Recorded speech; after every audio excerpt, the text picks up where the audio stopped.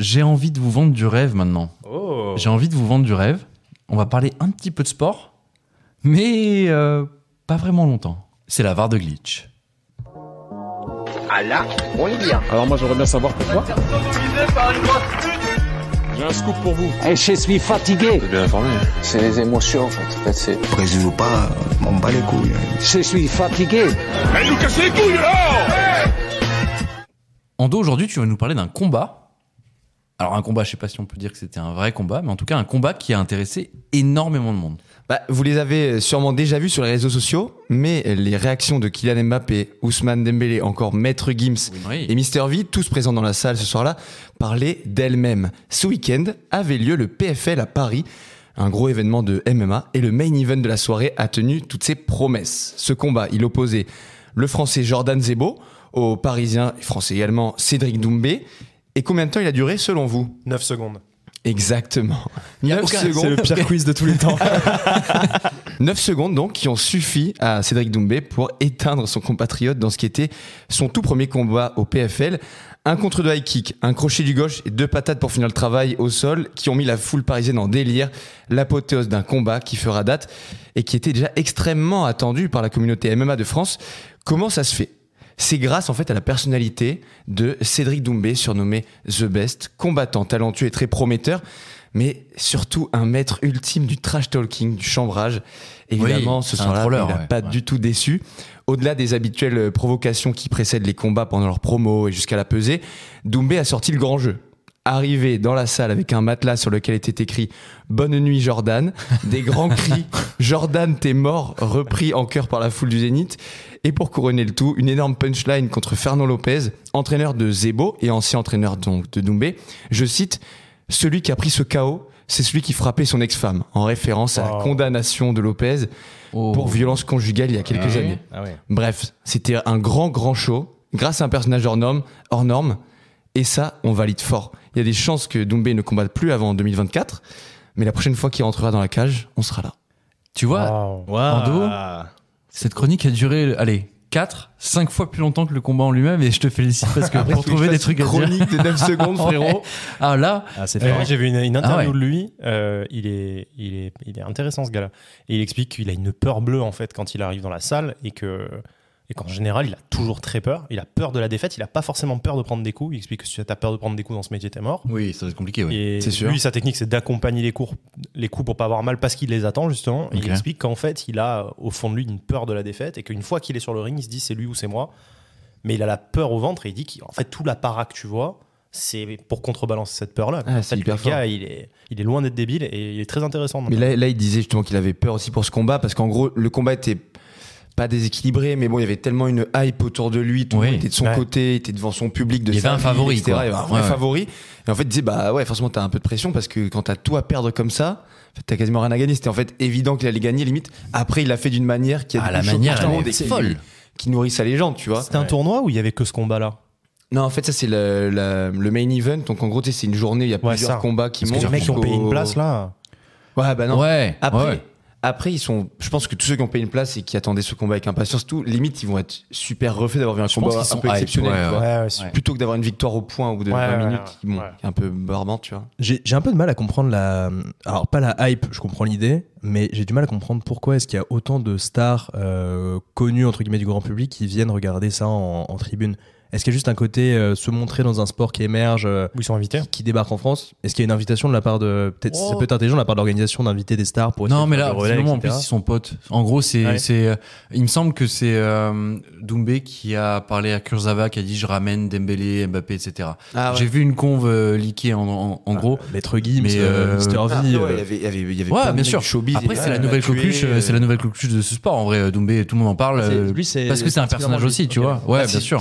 Il est très fort, mais c'est aussi lié au fait que ce soit un personnage vraiment marrant, quoi. Enfin, qui détonne de fou dans la discipline. C'est quoi votre consommation? Alors clairement, là on part de très loin. Le MMA pour vous, ça représente quoi dans vos vies? Enfin, Zach par exemple. Moi je trouve ça super intéressant. J'aime beaucoup les sports de combat, mais je prends jamais le réflexe de regarder.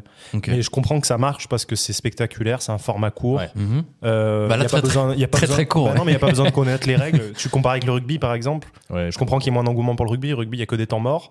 Les règles, elles sont super complexes. Les gens, le temps de rentrer dans ce sport-là, là, c'est qui tape le plus fort. C'est un show à l'américaine. Donc, c'est parfait pour l'époque actuelle, quoi, on va dire. Ça se consomme très facilement. Ah, c'est vrai que c'est hyper bien produit. Pour répondre à ta question, Galup, moi, je regarde relativement peu.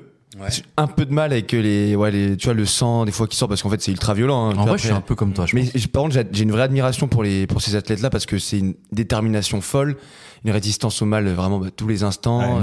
Les mecs doivent faire attention à leur poids. Enfin, en plus, au-delà de tes capacités genre sportives, il faut que tu fasses le show en plus, que tu sois bon médiatiquement. Enfin, tu vois, c'est ultra complet en fait. Ouais, et au-delà de ça, tu dois vraiment être bon.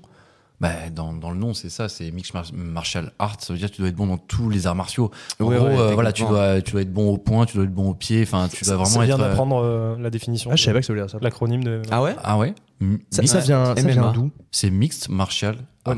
D'où ça vient historiquement, une zone géographique particulière. La création de la cage en elle-même, je sais pas, ça doit être un dérivé de. Boxe Thai. Non, parce que justement, le MMA, c'est originaire du Brésil. Je suis en train de checker en même temps. Pas le groupe d'entreprise, hein, pas les assurances. MMA. Allez, fallait que je la fasse.